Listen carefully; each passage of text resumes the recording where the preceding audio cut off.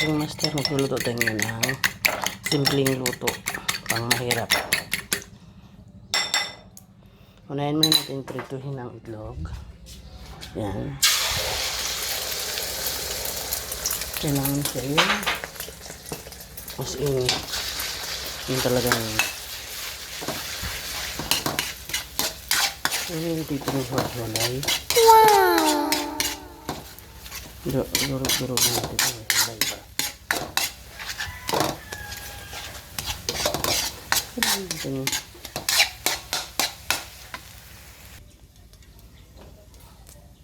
Ayan naman kakupo. Naluto ko na yung egg. Ayan na. Wow! Susunod naman natin ito. Bigisa ulit tayo. Bawang. Ayan.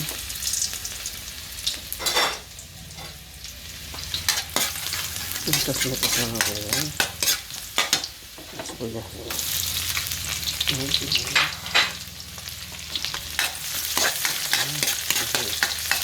Karoma lang natin yung amoy. Simpleng mga luto natin na ano. Walang sahog yan kung di mga kakupin yung iblang. Tapos yan, medyo luto na siya. Ilalagay na natin ang repolyo.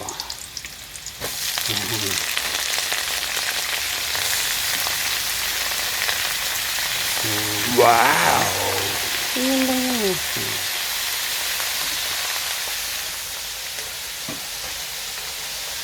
Tansya lang ito. Lagyan natin ng konting toyo. Konti lang. Hindi lang siya mga.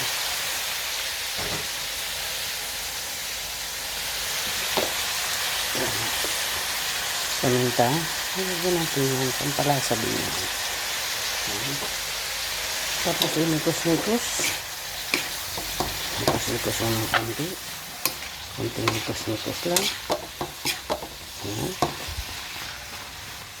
Wow! Ayan.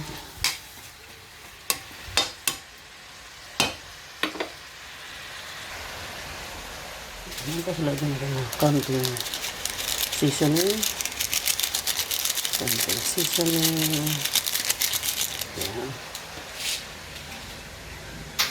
Ilalagay na natin yung itlog. Ayan. Konting nikos-nikos. Kasi yan na kakukin. Magtutubig yan. Ayan. Ano? Ayan. Yan na yun. Ulam na. Simpleng ulam. Tatakpan natin. Pakuluan natin ng kahit mga 5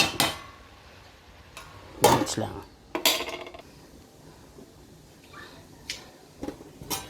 Ayan na mga kakukin. Luto na. Diba? Simpleng ulam. Alam niyo ito mga kakuking. Solve na to. Mas lamang daw ang gulay.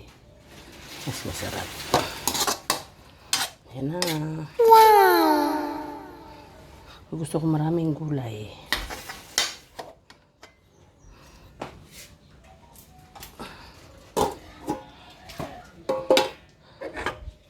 Yan na siya.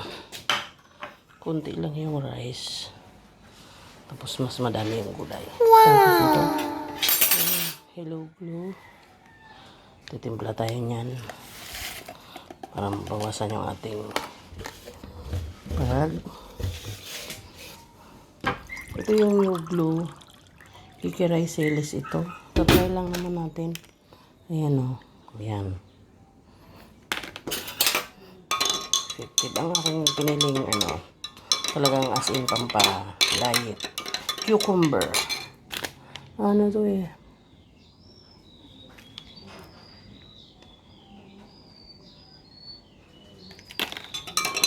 Yan ang aking piniling. Wow! Wala. Kain tayo mga kakuking. Yan ang ating ano. Pero mas lamang yung gulay kaysa sa kanin. Thank you for watching mga kakuking.